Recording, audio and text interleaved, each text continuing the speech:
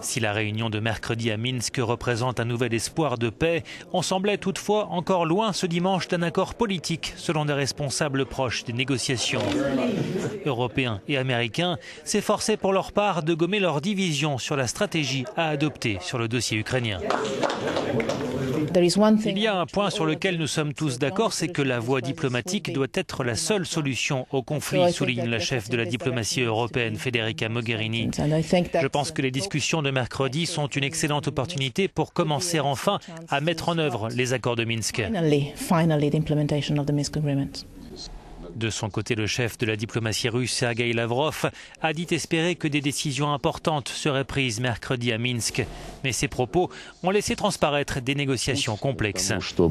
Le maintien de la sécurité en Europe repose uniquement sur le respect des engagements antérieurs, dit-il.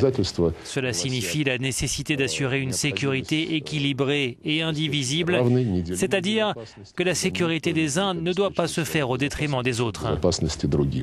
Les tensions entre la Russie et les pays occidentaux restent palpables, en témoigne la violente charge du chef de la diplomatie britannique contre Vladimir Poutine.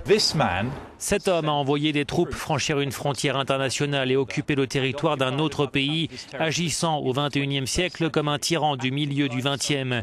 Nous ne nous comportons pas de la sorte, souligne Philip Hammond. La Grande-Bretagne n'envisage pas pour l'instant de livrer des armes à l'Ukraine, mais sa position à cet égard pourrait changer. De nombreux responsables politiques américains sont favorables à cette solution.